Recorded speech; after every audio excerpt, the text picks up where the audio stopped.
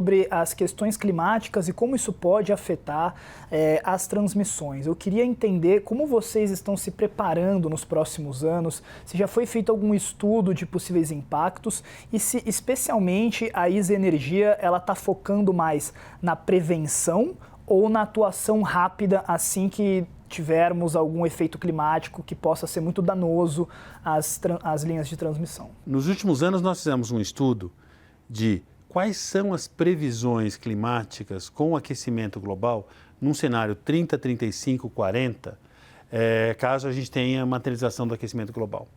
E para várias variáveis como temperatura, ventos, inundações, deslizamentos de terra, 7 variáveis no total. Percebemos que dessas variáveis as mais críticas para a nossa infraestrutura são os ventos. Cruzamos esse mapa de ventos potenciais com as nossas linhas e começamos a fazer um estudo de como que a gente consegue se antecipar a esse tema. Para ter mais informações dos eventos climáticos extremos, a gente tem uma aliança com o Climatempo que nos ajuda com alguns alertas. Ao mesmo tempo que a gente, mapeando os pontos críticos, começou a trabalhar em 2 vias. Uma que eu chamo de fail safe, e aí desculpa a expressão em inglês, mas é a prova de falha. Fazer com que uma infraestrutura como as linhas de transmissão sejam a prova de falha, em alguns casos é muito caro. Mas eu consigo melhorar alguma coisa com reforços que a gente consegue fazer em algumas linhas, por exemplo, para resistir ventos. E uma segunda dimensão que a gente chama safe to fail, que é a capacidade de você conseguir falhar e restabelecer com velocidade, que acho que é um pouco que estava na sua pergunta entre prevenção e atuação a posteriori.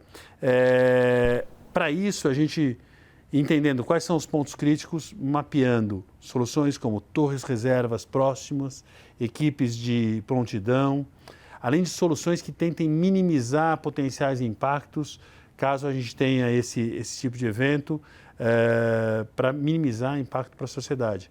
Esse é um tema que a gente está trabalhando com muita intensidade. A gente percebe, de fato, quando a gente olha a nossa análise histórica, eventos climáticos extremos estão cada vez mais frequentes e intensos.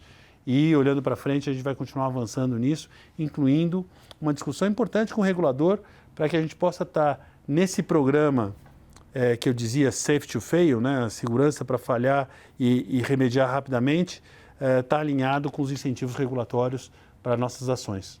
Então, só para entender, a maior parte dos esforços de vocês estão concentrados no atendimento rápido assim que há a detecção do problema. No safe to fail, se eu não me engano. E eu diria que essa é uma tendência internacional.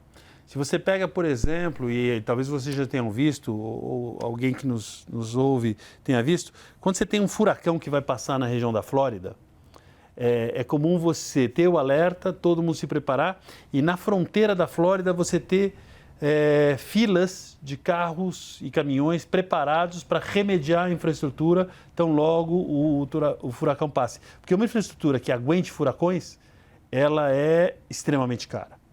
Então, a gente está atuando nas 2 dimensões, mas com um foco, sem dúvida, em remediação rápida. Mas vale a pena comentar algumas soluções inovadoras. Nós temos inovação como parte do nosso DNA na companhia. É muito comum quando uma torre é arrancada por ventos extremos, e tem alguns ventos novos que aparecem no Brasil.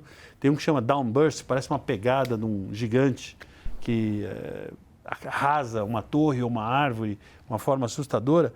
Quando isso acontece, existe uma tendência de puxar as outras torres da vizinhança.